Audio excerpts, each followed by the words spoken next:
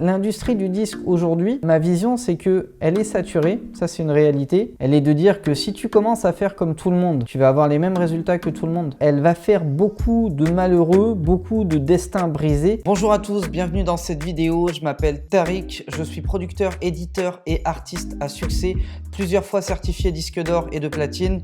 Et aujourd'hui, j'aide des artistes et des producteurs indépendants à vivre de leur musique.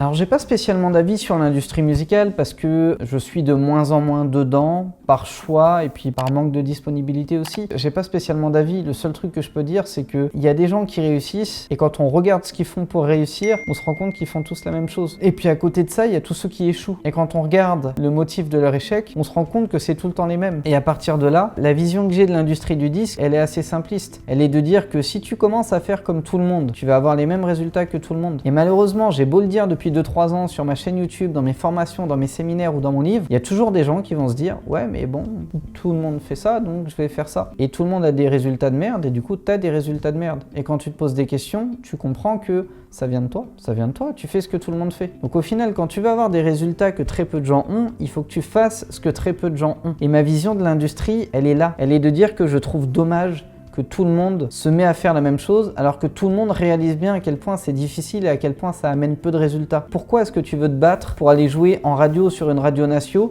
alors que sur 100 000 artistes qui essayent, il n'y en a que 40 qui passent? Statistiquement, c'est pas un bon deal pour toi. Alors qu'à côté, il y a d'autres chemins qui te permettent d'atteindre l'objectif final que tu as, qui est peut-être de vivre de ta musique, qui est peut-être de t'acheter un appart, de construire une vie sécurisée et d'avoir un bel équilibre de vie grâce à ta musique sans devoir aller bosser à l'usine ou je sais pas quoi à côté. Ça, tu peux le faire par d'autres moyens, notamment par la construction d'une fanbase. Et étonnamment, quand tu regardes tous ceux qui réussissent, c'est ceux qui ont eu ou qui se sont constitués une fanbase, tout simplement. Tu prends l'exemple de Stromae, par exemple, les gens croient qu'il est arrivé comme ça du jour au lendemain. C'est faux. Stromae, il a fait un buzz web avant d'avoir des titres en radio, en club, en télé, etc.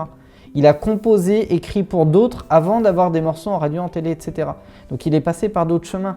Il vivait déjà de sa musique avant de percer. Et il y a plein d'artistes dans ce cas-là, énormément. Et puis tu as ceux qui pensent aussi qu'il faut être célèbre, être le plus connu, être le plus visible pour que ça marche. C'est fou. Avant de me découvrir, il y a de grandes chances pour que tu n'aies jamais entendu parler de moi. Et pourtant, quand tu regardes les vidéos preuves que j'ai publiées, une vidéo par exemple où j'explique de quelle manière j'ai gagné plus de 150 000 € en un an avec un seul titre, bah, tu te rends compte que t'as pas besoin d'être célèbre pour être riche. Et encore, je me considère pas comme riche, mais j'ai bien gagné ma vie en tout cas dans la musique, sans être forcément très connu. Tu as un membre dans la formation par exemple qui fait des musiques de films ou des musiques d'accompagnement pour des pubs ou pour des choses comme ça, il se fait pas loin de 15 000 € par mois.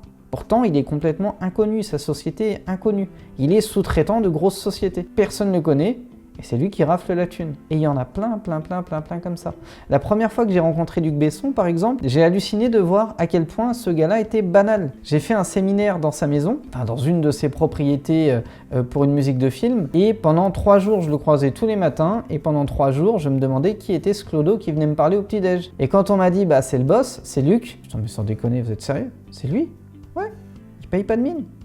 Et il s'en fout de payer de mine ou pas. Ce qu'il fait, il le fait par passion, il le fait intelligemment et il en vit divinement bien. Nul besoin de s'exposer avec des artifices ou autres. L'industrie du disque aujourd'hui, ma vision c'est que elle est saturée, ça c'est une réalité. Elle va faire beaucoup de malheureux, beaucoup de destins brisés, non pas parce que c'est un milieu difficile, même si c'est un milieu difficile, mais parce que les artistes et les producteurs qui rentrent dedans suivent tous le troupeau comme des moutons. Se disent ok, il faut faire un album, quand j'ai fait un album, il faut l'envoyer à des labels, à des maisons de disques, trouver un producteur. Si t'en as pas, tu trouves des attachés de presse parce que j'ai entendu Tariq dire ça une fois, c'est super. Et puis quand ça marche pas, tu recommences. Non, c'est pas comme ça que ça marche.